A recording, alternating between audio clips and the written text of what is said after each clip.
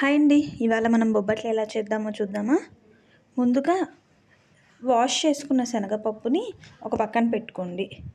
Stove మీద ఒక గిన్నెలో నీళ్లు పోసి ఆ నీళ్లు మంచిగా ఇలా మరిగేలాగా మరుగుతున్నప్పుడు మనం ముందుగా కడిగి పెట్టుకున్న ఆ శనగపప్పు మొత్తాన్ని అందులో వేయండి.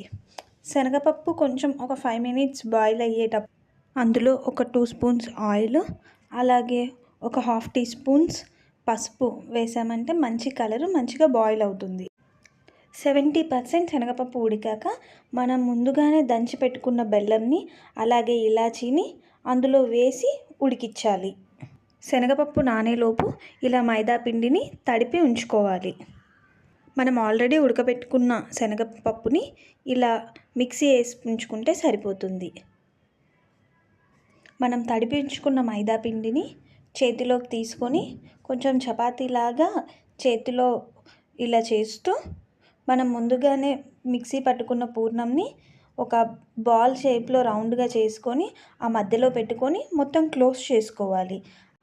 అలా ఒకేసారి ఒక 4 to 5 మనం అలా చేసుకొని ఉంచుకున్నామంటే మనం ఒకేసారి చేసుకొని ఫాస్ట్గా అయిపోతుంది. ఇలా మనం ఈజీగా ఒక 30 to 40 మినిట్స్లో చేసుకొని స్వీట్ క్రేవింగ్స్ ఉన్నప్పుడు తినేయొచ్చు. ఇలా అన్నీ రెడీ చేసుకున్న తర్వాత ఒక పీట పైన ఒక కవర్ వేసి ఆ కవర్కి లైట్గా ఆయిల్ అప్లై చేసుకొని దానిపైన ఇంకొక కవర్ వేసి మనం లైట్గా ఇలా ఫింగర్స్తో జరుపుతూ ఉన్నామంటే ప్రెస్ చేసినా కూడా వచ్చేస్తుంది.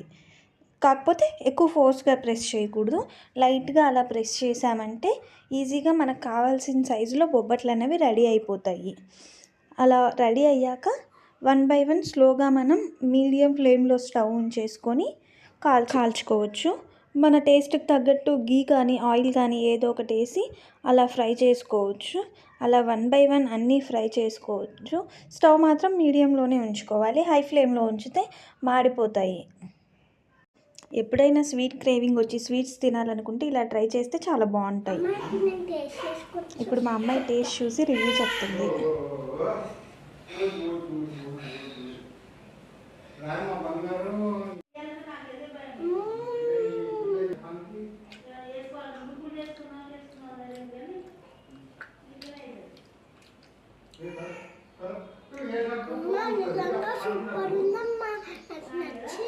ఈజీగా అయిపోతాయండి. చాలా టేస్టీగా కూడా ఉంటాయి. కిడ్స్కి అయితే చాలా బాగా నచ్చుతాయి స్నాక్స్ లాగా. Thank you. Subscribe our channel Nikki Manvi diaries.